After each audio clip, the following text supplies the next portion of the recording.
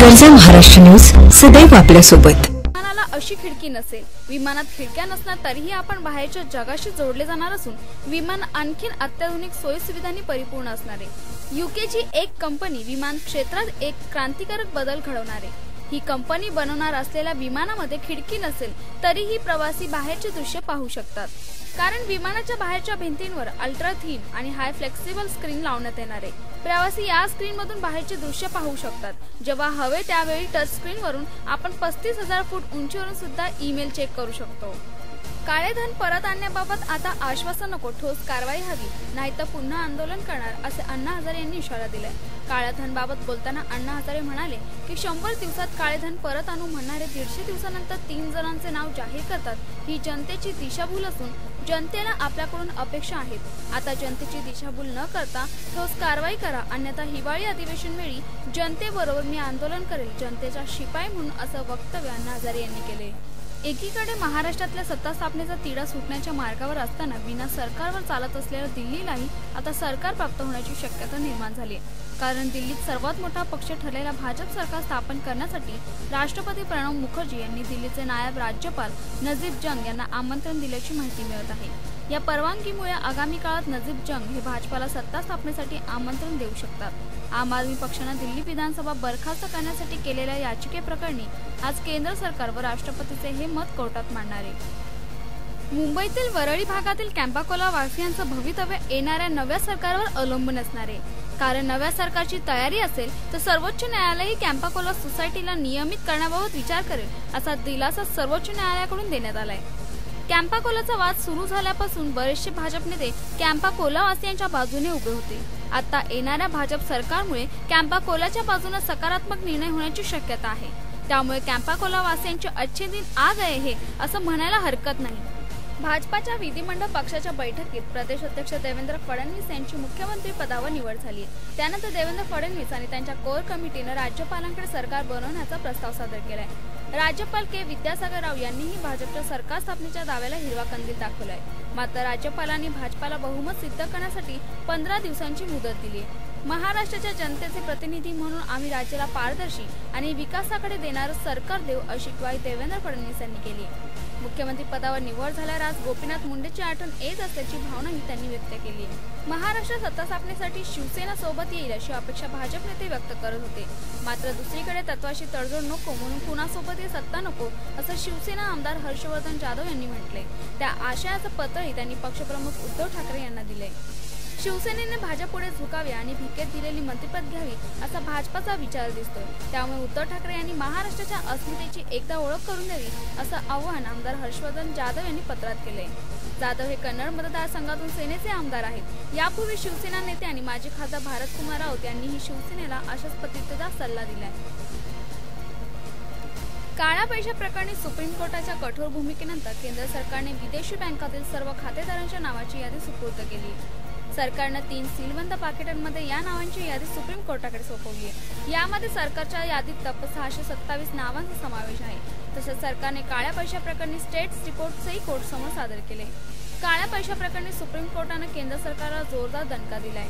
सर्व काळा पैसा धारकांची नावे जाहीर करण्यासाठी सुप्रीम कोर्टाने सरकारला दिलेली मुदत संपली आहे, त्यामुळे आज केंद्र सरकारला सर्व काळा पैसा धारकांची नावे सीलबंद पाकिटात जाहीर केली आहेत। तपासाबाबत नंतर बघू, आधी सर्वांनी नावं जाहीर करा असं कोर्टाने केंद्र सरकारला ठणकावून सांगितले। केवळ 3 नाव जाहीर का केलीत असा सवालही कोर्टाने सरकारला केला आहे। कर्जत तालुक्यातील आदिवासी भागाला आजही मोठ्या प्रमाणात कुपोषणाचा विळखा आहे। जिल्ह्यात सर्वात जास्त कुपोषण असतानाही सरकारी यंत्रणेला त्याचे काहीच देणे घेणे नाही। कळंब येथील 6 वर्षाच्या बालिकेला आपला जीव गमवावा लागल्यानंतरही सरकारी यंत्रणा जागी झालेली नाहीये, तर एकात्मिक बालविकास विभाग ही आपली जबाबदारी झटकण्याचा प्रयत्न करत असल्याने तालुक्यातून संताप व्यक्त होत आहे। मुंबई महापालिकेची रुग्णालय डेंग्यूच्या विळख्यात अडकल्याचं आता समोर येते। सोमवारी केईम मधल्या निवासी डॉक्टर श्रुती खोब्रागडे या अवघ्या 23 वर्षाच्या डॉक्टरचा डेंग्यूने बळी घेतलाय। डॉक्टर श्रुती ही मुंबईतील डेंग्यूच्या 7व्या बळी ठरली। ती अॅनेस्थेशियाच्या 3ऱ्या वर्षात शिकत होती। 20 ऑक्टोबर रोजी डेंग्यू झाल्यामुळे तिला केईमध्ये दाखल करण्यात आलं होतं, परंतु प्रकृती सुधारणा न झाल्याने हिंदुजाला हलवण्यात आले। मात्र इथं तिची प्रकृती आणखीनच खालावत गेली आणि त्यातच तिचा मृत्यू झालाय। डॉक्टर श्रुती यांच्या मृत्यूनंतर आता केईममधल्या आणखी 3 डॉक्टरांना डेंग्यूची लागण झाल्याचं स्पष्ट झाले। तसंच सायन हॉस्पिटलमध्ये 2 आणि कुपरमधल्या एका डॉक्टरलाही डेंग्यू झालाय. जागतिक आर्थिक मंचाच्या 2014 मधील लैंगिकता भेदभाव निर्देशांक भारताचा क्रमांक 142 देशात 114वा लागला आहे. आर्थिक सहभाग, शिक्षण व आरोग्य तसेच आयुर्मान या निकषांवर भारताला कमी अंक मिळाले. राजकीय सक्षमीकरण भारताचा क्रमांक 15वा लागलाय. गेल्या 50 वर्षात प्रथमच हा गौरवास्पद आकडा गाठला गेलाय. स्थानिक स्वराज्य संस्था निर्णय प्रक्रियेत महिलांचे प्रमाण वाढले आहे, त्याचा हा परिणाम आहे. लिंग भेदभाव दूर करण्याबाबत भारताची कामगिरी फारच वाईट असल्याचे दिसून आले. पश्चिम महाराष्ट्रात नावारूपास आलेल्या अकलूज येथील घोडे बाजारात देशभरातील वेगवेगळ्या राज्यातून नामवंत जातीचे 3 ते 4 हजार घोडे विक्रीसाठी दाखल झाले आहेत. या घोडे बाजारात दरवर्षी जवळपास 7 ते 8 कोटींची उलाढाल होते. गेल्या 6 वर्षापासून हा घोडे बाजार अकलूज कृषी उत्पन्न बाजार समितीच्या वतीने भरवला जातोय. ऑस्ट्रेलियाने यांनी इबोलाची प्रचंड धास्ती घेतली असून संसर्ग देशातील लोकांना व्हिसा देण्यास बंदी घातली आहे. देशात इबोला संसर्ग टाळण्यासाठी केल्या जाणाऱ्या उपाययोजनेचा भाग म्हणून त्याकडे पाहिलं जात आहे. ऑस्ट्रेलिया स्थलांतरित रहिवाशाच्या प्रवासावर निर्बंध घालणार आहे, असे स्थलांतरित रहिवासी खात्याचे मंत्री स्कॉट मॉरिसन यांनी संसदेत जाहीर केले. या महिन्याच्या सुरुवातीस पश्चिम आफ्रिकेतून आलेल्या एका 18 वर्षाच्या तरुणीला ताप आल्यानंतर रुग्णालयात दाखल करण्यात आलं होतं. मात्र तपासणीमध्ये तिला इबोला संसर्ग झाला नसल्याचं उघड झाले. पश्चिम आफ्रिकेमध्ये साधारण 10,000 लोकांना इबोला संसर्ग झाला, त्यात 5,000 लोकांचा मृत्यू झालाय. तात्पुरता व्हिसा मिळाला आहे आणि जे अद्याप ऑस्ट्रेलियात आले नाही त्यांचा व्हिसा रद्द केला जाईल, असे मॉरिसन म्हणाले. सुरक्षित रेल्वे प्रवासाच्या दृष्टीने लोकलमध्ये स्वयंचलित बंद दरवाजे बसवण्याच्या प्रकल्पास गती लाभली आहे. पश्चिम रेल्वेने महालक्ष्मी कारशेडमध्ये याबाबत प्रायोगिक तत्वावर एका डब्यातील 2 दरवाजांमध्ये स्वयंचलित बंद दरवाजे बसवले असून त्याची चाचणी यशस्वी ठरली आहे. या प्रकारची पहिली लोकल डिसेंबर अखेरीस व जानेवारीत प्रत्यक्ष रुळावर येण्याची शक्यता वर्तवण्यात येते. 12 डब्यांच्या एका लोकलचे सर्व दरवाजे स्वयंचलित पद्धतीने बंद करण्यासाठी सुमारे 4.5 कोटी ते 5 कोटी रुपयांचा खर्च अपेक्षित आहे. दक्षिण चीन समुद्र ही आपली जहागीर असल्याच्या थाटात वावरणाऱ्या चीनच्या विरोधाला भीक न घालता भारताने व्हिएतनामाबरोबर दक्षिण चिनी समुद्रात तेल उत्खननाच्या करारावर मंगळवारी स्वाक्षरी केली. पंतप्रधान नरेंद्र मोदी आणि व्हिएतनामचे पंतप्रधान युएन तान डंग यांनी नैसर्गिक तेल व वायूचे उत्खनन, संरक्षण, व्यापार, दहशत विरोधात सहाय्य आदी अनेक क्षेत्रात सहकार्य करण्याचा करार केला आहे. अमेरिकन अंतराळ संस्था नासाच्या अंतराळातील महत्वाकांक्षी मोहिमेला मोठा धक्का बसलाय. स्पेस सेंटरकडे झेपावणाऱ्या नासाच्या मानवरहित यानाचा काल संध्याकाळच्या सुमारास प्रक्षेपण होता स्फोट झालाय, त्यामुळे मोठी खळबळ माजली. नासाच्या व्हर्जिना येथील प्रक्षेपण स्थळावर हा अपघात घडलाय. तब्बल 14 मजल्याएवढी उंची असलेल्या या यानाला प्रक्षेपण स्थळापर्यंत पोहोचवण्याची जबाबदारी ऑर्बिटल सायन्स या कंपनीकडे देण्यात आली होती. यासाठी नासाने सदर कंपनीसोबत $1.9 बिलियन करारही केला होता. हे यान अंतराळात एका कार्गो शिप घेऊन जात होते, पण प्रक्षेपण होताच अवघ्या काही मिनिटांमध्ये या यानाचा स्फोट झालाय. या अपघातात कोणत्याही प्रकारची जीवितहानी झालेली नसून या अपघाताचं कारण नासाकडून अद्यापही स्पष्ट करण्यात आलं नाहीये. भर रस्त्यात कोणी आपला बाद गाऊन फिरत असेल तर त्याला नक्कीच सगळेजण वेडे म्हणतील, परंतु नवी दिल्ली येथील या मुलीने असा काही पराक्रम केला आहे की सर्वांनी पाहिल्यावर त्यांना चक्क धक्का बसतोय. आणि इतकंच नव्हे तर ही मुलगी गजबजलेल्या जागी जाऊन सगळ्यांसमोर प्रदर्शन मांडताना दिसते. भर रस्त्यात असा गाऊन ओपन करून या तरुणीला लोकांना सांगायचं तरी काय. ही तरुणी दिल्ली शहरातील अनेक महत्त्वाच्या ठिकाणी फिरते. समोरून येणाऱ्या जाणाऱ्यांना याचा धक्का बसतोय. हा व्हिडिओ YouTubeवर आहे, हा व्हायरल होतोय. ही तरुणी नक्कीच वेडी नसल्याचं सांगण्यात येते. मग ही तरुणी असं काय करते हा प्रश्न मात्र या व्हिडिओ पाहिल्यानंतर देव म्हणजे काही हातात जादूची कांडी घेतलेला जादूगार नाही, असे सांगत पोप फ्रान्सिस यांनी उत्क्रांतीवाद आणि बिग बँग थिअरी योग्य असल्याचं मत मंगळवारी धर्मगुरूंच्या परिषदेत व्यक्त केले. पोप म्हणाले, या दोन्ही बाबी निर्मात्याशी विसंगत नाही. जेव्हा आपली उत्पत्ती झाली असे म्हणतो त्यावेळी देव हा जादूगार असून तो हातातली जादूच्या कांडीने सर्व काही करेल असे आपण समजतो, पण ते तसे नाही. मानवाची निर्मिती केल्यानंतर देवाने मनुष्याला त्यांच्या अंतर्गत क्षमतांनी वाढू दिली. जगाची निर्मिती बिग बँग मधून झाली असे आपण म्हणतो तेव्हा ते निर्मात्याच्या अस्तित्वाशी विसंगत नसते, किंबहुना त्याचीच गरज असते. उत्क्रांती ही निर्मितीच्या विरुद्ध नाही, कारण उत्क्रांती होणारी निर्मिती होण्याची गरज असते. मनसेमध्ये नाराज असलेले नेते आणि माजी आमदार प्रवीण दरेकर हे भाजपच्या संपर्कात असल्याचं पुन्हा एकदा समोर आले.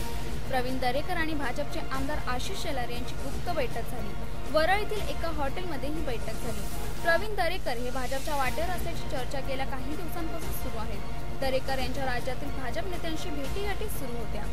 लवकरच ते भाजपमध्ये प्रवेश करणार असल्याची शक्यता वर्तवण्यात येत आहे। विधानसभेत निवडणुकीतील पराभवानंतर दरेक नाराज आहेत। त्यांचे बाळा नांदगावकर यांच्यासोबत असलेले मतभेदही उघड झालेत। याच पार्श्वभूमीवर त्यांनी काही दिवसांपूर्वी राज ठाकरेंची भेटही घेतली होती। मात्र त्यांची नाराजी दूर झाल्याचं दिसत नाही। दरेकर यांनी मनसे सोडली तर मनसेला हा दुसरा झटका असले कारण यापूर्वी आमदार राम कदम यांनी मनसे सोडून भाजपमध्ये प्रवेश केला आहे।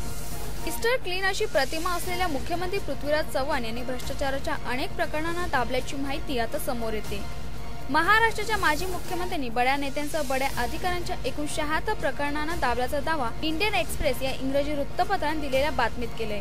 लोकसभा आणि त्यानंतर झालेल्या महाराष्ट्र आणि हरियाणाच्या निवडणुकीत तारुण पराभव पत्करावा लागल्याने खचलेल्या काँग्रेसला नवसंजीवनी देण्यासाठी पक्षात संघटनात्मक निवडणुका घेण्याचे वारे वाहू लागले। पक्षाला नव्याने बळ मिळून टवटवी येण्यासाठी संघटनात्मक निवडणुका हेच योग्य माध्यम असल्याने असे मत काँग्रेसचे उपाध्यक्ष राहुल गांधी यांनी व्यक्त केले। विधानसभा निवडणुकीतील पराभवानंतर राज ठाकरे यांनी आता थेट कार्यकर्त्यांशी संपर्क साधला नसला तरी पक्षाचे ठिकठिकाणचे कार्यकर्ते आणि पदाधिकारी 1 नोव्हेंबरला कृष्णकुंजवर एकत्रित जमणार असल्याचं कळतंय। असल्या पराभवाने पक्ष संपत नाही, तुम्ही खचू नका, आम्ही तुमच्या सोबत आहोत हे सांगण्यासाठी कार्यकर्ते जमणार असल्याचं कळतंय। बाळासाहेबांच्या शिवसैनिक किती कट्टर असतो, किती मनापासून काम करतो याचं उदाहरण आहेत अरविंद भोसले। शिवसेना नेते अरविंद भोसले यांनी तब्बल 9 वर्षांनंतर पायात चप्पल घातली। नारायण राणे हे शिवसेना सोडून काँग्रेसमध्ये गेले होते। आता नारायण राणे यांचा शिवसेनेकडून पराभव झाल्यानंतर अरविंद भोसले यांनी चप्पल घातली। अरविंद भोसले यांनी 9 वर्षांनंतर चप्पल घातल्यानंतर मित्रांकडून त्यांना चप्पला भेट म्हणून दिल्या जात आहे। भोसले हे वरळीत राहतात, त्यांच्या घरी आतापर्यंत 800 चप्पलांचे जोड भेट म्हणून आले आहेत। पश्चिम आशियाई देशातून तेलाच्या पुरवठ्यात खंड पडत असल्याने भारत आता अमेरिकेकडून तेल आयात करण्याचा विचार करत आहे, अशी माहिती पेट्रोलियम मंत्री धर्मेंद्र प्रधान यांनी दिली। भारत पश्चिम आशिया, इराक, सीरिया आदी देशातून तेल आयात करतो। या देशांमध्ये हिंसाचार वाढल्याने तेलाचा पुरवठा खंडित होत आहे। भारत हा आशियातील मोठा तेल वापरणारा देश आहे। 2013-14 या काळात भारताने 143 अब्ज डॉलर्सचे तेल आयात केले। त्यामुळे अमेरिकेकडून तेल आयात करण्याचा प्रस्ताव मांडण्यात आलाय। भाजपने एकीकडे स्वबळावर सरकार स्थापनेसाठी राज्यपालांकडे दावा केला असतानाच अजूनही आम्ही सत्तेत सहभागी होऊ शकतो अशी प्रचंड आशा शिवसेना नेतृत्वाला आहे। उपमुख्यमंत्री पदासह 14 मंत्रिपदांची मागणी शिवसेनेने केली असून थोडी घासाघीस होऊन भाजपकडे या प्रस्तावाला मान्यता मिळेल या भरोशावर शिवसेना आहे। प्रमाणापेक्षा जास्त मंत्रिपदे मागणाऱ्या शिवसेनेला सत्तेबाहेर ठेवावे असे भाजपच्या राज्यातील जवळपास सर्वच नेत्यांना वाटत असताना सोमवारी दिवसभरात दिल्लीतून काही प्रमाणात चांगला प्रतिसाद मिळाल्याने शिवसेनेने नव्या दमाने चर्चेला सुरुवात केल्याचं कळतंय। महाराष्ट्रावर गेली 15 वर्ष एकहाती सत्ता गाजवणाऱ्या काँग्रेस राष्ट्रवादीतल्या शिक्षण सम्राटांना न्यायालयाने दणका दिलाय। आपल्या शिक्षण संस्थांना कवडीमोल भावात जमीन उपलब्ध करून दिल्याप्रकरणी उच्च न्यायालयाने माजी मुख्यमंत्री विलासराव देशमुख, नारायण राणे, छगन भुजबळ, पतंगराव कदम आणि राधाकृष्ण विखे पाटील या नेत्यांच्या संस्थांना नोटिसा धाडल्या आहेत। हेमंत पाटील यांनी या मंत्र्यांविरोधात याचिका दाखल केली होती। या याचिकेवर सुनावणी करताना मुंबई उच्च न्यायालयाने या संस्थांना 21 नोव्हेंबर पर्यंत उत्तर देण्याचा आदेश दिले।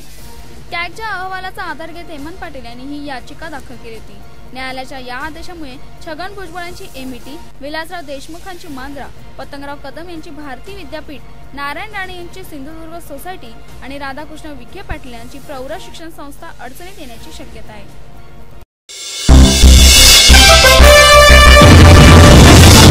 गरजा महाराष्ट्र न्यूज सदैव आपल्या सोबत।